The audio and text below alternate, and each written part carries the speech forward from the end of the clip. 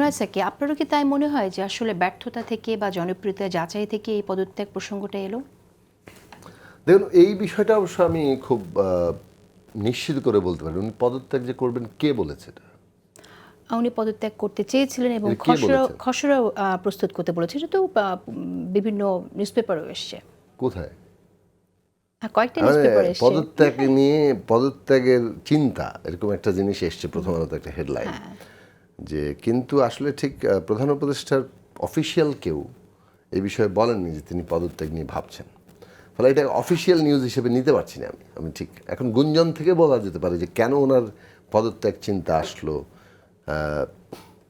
কিংবা উনি কোন মানসিক অবস্থায় পৌঁছে না, পদত্যাগ চিন্তা প্রসঙ্গ করলেন। না এলে তো আমরা তবে যেমন আজকে পরিকল্পনা উপদেষ্টা এটা নিজে ঠিক যে বলেছেন এখানে যে না, তিনি মাননীয় পদত্যাগ পরিকল্পনা উপদেষ্টা পরিকল্পনা উপদেষ্টা একটা বলেছেন বক্তব্য এটা। দিয়েছেন যে তিনি পদত্যাগ করছেন না, তিনি আমাদের সাথেই আছেন।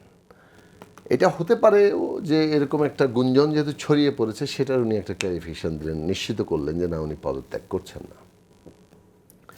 আমাদের বিবেচনায় হচ্ছে যে প্রফেসর ডক্টর মোহাম্মদ ইউনূসের পদত্যাগের প্রশ্নটা এখন মানে এটা অবান্তর, আগেও ছিল, এখনও এবং ভবিষ্যতেও।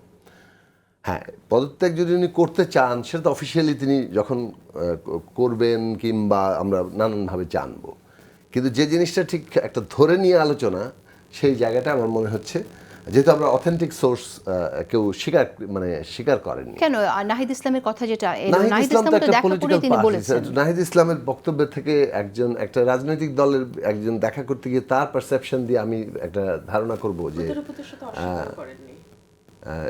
এইরকম একটা পদত্যাগের চিন্তা হচ্ছে। হ্যাঁ, এখন হতে পারে যে কতগুলো সিমটমে আপনি বলতে পারেন যে কোনো একজন বিশেষ সহকারী পোস্ট দিয়েছিলেন, তিনি পদত্যাগ করছেন না, তখন আবার সেই পোস্ট নাকি খবর আসলো যে পোস্ট উইথড্র করতে বলা হয়েছে। মানে পুরো ব্যাপারটার মধ্যেই যেটা যে একটা রাষ্ট্র এবং আমরা যে একটা রাষ্ট্র পরিচালনার জায়গায় আছি, দায়িত্বে তারা আছেন, সেইটার চাইতে অনেক বেশি আমরা মনে হচ্ছে যে একটা আমরা আসলে ঠিক অনেকের মান অভিমান বলতে পারেন, কিংবা অনেকের একটা খুব অ্যাংরি, মানে খুব বিক্ষুব্ধ অবস্থা সেটা তৈরি হয়েছে, সেই পরিস্থিতিটা ট্যাকেল দেওয়া হচ্ছে। এখন এটা কেন যদি বিক্ষুব্ধ অবস্থা তৈরি হয় সরকারের মধ্যে, তাতে আমি আগেই বলেছি যে সরকারের অন্য পক্ষগুলোকে, রাজনৈতিক দল, কিছুটা শিক্ষার্থীদের একটা অংশ, আবার রাষ্ট্রের বিভিন্ন প্রতিষ্ঠান, সব মিলিয়ে তাদের সাথে সরকারের নানা ধরনের দূরত্ব, বোঝাপড়ার সংকট, এগুলো তৈরি হয়েছে। আবার প্রত্যেকেরই সরকারের সাথেও দূরত্ব এবং বোঝাপড়ার সংকট তৈরি হয়েছে। এইটাকে কাটিয়ে তোলার যে একটা উদ্যোগ, সেই উদ্যোগের ক্ষেত্রেও খুব আমরা মানে একটা যে সরকারের সবসময় একটা উদ্যোগী ভূমিকা থাকার কথা, সেইটা না দেখে আমরা বরং এটা দেখতে পাচ্ছি যে হ্যাঁ, ঠিক আছে, অবশেষে তারা একটা বৈঠক করছেন বিভিন্ন পক্ষের সাথে, কিন্তু বৈঠকগুলোর চাইতে মানে এই ধরনের বৈঠকগুলো আসলে সফল হয় কখন? যখন আপনি এনাফ গ্রাউন্ড ওয়ার্কটা করেন। কেননা আপনি তো কতগুলো, আমি আগের আলোচনায় এটা বলেছি যে কতগুলো পারসেপশন জাত দূরত্ব সৃষ্টি হচ্ছে। আপনি যদি সেই জায়গায় দূরত্ব কমিয়ে আনার চেষ্টা না করেন, গ্রাউন্ড ওয়ার্ক না করেন, আনুষ্ঠানিক বৈঠক করলেন, তাতে কি সমস্যার সমাধান হয়ে যাবে? আমার ধারণা যে খুব বেশি হবে না। তাহলে সেই জায়গাটা থেকে সেটা করার জন্য যে যারা এই জায়গাতে মানে সহযোগিতা করতে পারে অথবা করতে আগ্রহী, তাদের সাথে যে আলাপ আলোচনা, সেইটার উদ্যোগ আমি খুব বেশি দেখি নাই। বরং এরকমটা হয়েছে যে যোগাযোগ করলেও খুব রেসপন্স পাওয়া যায়নি। তো এইরকম একটা জায়গা তৈরি হয়েছে। তার মানে আপনার রেসপন্সটাও পছন্দের উপর নির্ভরশীল। মানে আপনি কাকে পছন্দ করেন সেখানে আপনি রেসপন্স করছেন, আর যাকে পছন্দ করেন না তাকে রেসপন্স করছেন না। এই যে পক্ষপাত, এইটা সরকারের একটা ক্রমাগত মানে একটা দিকে তিনি ঝুঁকে পড়ছে, হেলে পড়ছে, এই জায়গাটা তৈরি করছে। সেটার ফলে এটা আরও বেশি মানে দূরত্বে সাহায্য করছে।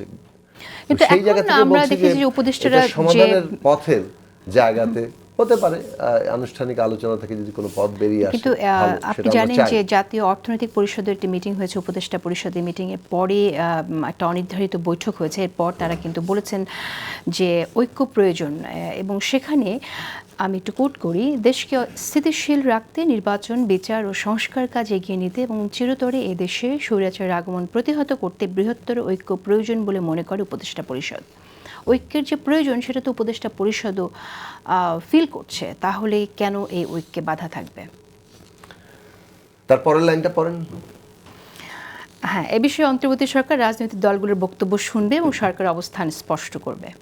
তারও পরের লাইন আছে, আচ্ছা, যদি কোনো ব্যবস্থা দেখা যায় তারা জনগণকে সাথে নিয়ে তাদের সিদ্ধান্ত নেবে। সিদ্ধান্ত জানাবে, হ্যাঁ একদম শেষে এটা আচ্ছা, জানিয়েছে যে জনগণটা হ্যাঁ এই যে সরকার জনগণকে আলাদা করে অ্যাড্রেস করছেন, মানে তাহলে রাজনৈতিক দল এবং জনগণ তারা একটা আলাদা মানে জায়গা। এই আমি এখন পর্যন্ত পুরো এই জিনিসটা, এই বাক্যবন্ধের মানে সরকারের দিক থেকে যে সরকারটি রাজনৈতিক দলগুলোর সমর্থনে এই গঠিত হয়েছে, সেইটার এই বাক্যবন্ধের অর্থ আমি এখনো বুঝিনি। এই জায়গাটা আমাদের একটু বোঝা খুব দরকার। শত বাধার মাঝেও গোষ্ঠীর স্বার্থকে উপেক্ষা করে অন্তর্বর্তী সরকার তার উপর অর্পিত দায়িত্ব পালন করে যাচ্ছে। যদি পরাজিত শক্তি ইন্ধন এবং বিদেশি ষড়যন্ত্রের অংশ হিসেবে সরকারের উপর আরোপিত দায়িত্ব পালনকে অসম্ভব করে তোলা হয়, তবে সরকার সকল কারণ জনসম্মুখে উত্থাপন করে পরবর্তী সিদ্ধান্ত গ্রহণ করবে, যেটা আপনি বলছিলেন। কিন্তু আমি যে বিষয়টা তারপর একটা লাইন আছে, আমি যেটা আপনি পড়ছেন তো সিলেক্টিভ, আমি যে লাইনটা আমি বলেছি সেটা হচ্ছে শেষ লাইনটা বলেন, জনগণকে নিয়ে তারা সিদ্ধান্ত নেবেন। আমাকে তাহলে পুরোটাই পড়তে হবে। অন্তর্বর্তীকালীন সরকার জুলাই অভ্যুত্থানে জনপ্রত্যাশাকে ধারণ করে কিন্তু সরকারের সক্রিয়তা, সংস্কার উদ্যোগ, বিচার প্রক্রিয়া, সুষ্ঠু নির্বাচন ও স্বাভাবিক কার্যক্রমকে বাধাগ্রস্ত করে এমন কর্মকাণ্ড অর্পিত দায়িত্ব পালন করাকে অসম্ভব করে তুললে সরকার জনগণকে সঙ্গে নিয়ে প্রয়োজনীয় সিদ্ধান্ত গ্রহণ করবে। তাহলে সরকার জনগণকে সঙ্গে নিয়ে সিদ্ধান্ত করবে, মানে জনগণ কথাটার মধ্যে দিয়ে কি বোঝানো হচ্ছে? যে স্টেক হোল্ডাররা আছে তাদের মানে সরকার কিন্তু এখনো অ্যাড্রেস করেননি। এর মধ্যে তারা বলতে পারেন যে জনগণের মধ্যে সবাই পড়ে, রাজনৈতিক দলগুলো তো জনগণের প্রতিনিধিত্ব করছে এখানে। এই কথাটার আপনি বিটুইন লাইন্স আছে, এই বিটুইন লাইন্সটা যে দূরত্বের জায়গাটা চলছে সেই দূরত্বেরই প্রকাশ ঘটিয়েছে, এটাই আমি বলতে চাইছি। আমরা তো সকলেই ধরেন বাস্তবতাকে ধারণ করি, সেটার প্রতিফলন আমাদের মধ্যে কাজ করে এবং আমরা সেটা প্রকাশও করি। এটা উপদেষ্টা পরিষদ যে জায়গাটা প্রকাশ করেছেন সেটা বিদ্যমান অবস্থাকে প্রতিফলিত করে আপনি যখন বিটুইন লাইন্স পড়বেন। আমাদের বক্তব্যটার জায়গাটা হচ্ছে যে সরকারের কাজ হচ্ছে তার জনগণ একটা ভেগ টার্ম, জনগণকে আপনি যখন নিবেন তখন তার দুটো পদ্ধতি আছে। একটা হচ্ছে মানে নির্বাচনের পদ্ধতি, যখন আপনি সমস্ত জনগণকে ইনভলভ করতে পারেন, অন্তত প্রাপ্তবয়স্ক যারা ভোটের অধিকার আছে।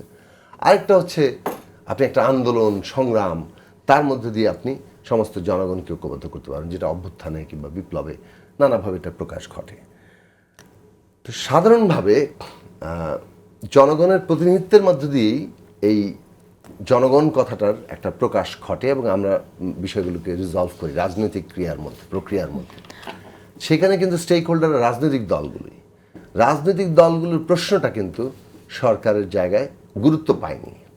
এখন আপনি রাজনৈতিক দলগুলোর সাথেই আলোচনা করে সরকার গঠন করা হয়েছে, এবং রাজনৈতিক দলগুলোর সাথে আলোচনা করে সংকট উত্তরণের জায়গা করবেন, কিন্তু আপনার চিন্তার মানে সীমার মধ্যে সেই জায়গাটা নিয়ে যে দূরত্বটা আছে এটা আপনি প্রকাশ করে ফেলছেন আপনার বিবৃতির মধ্যে।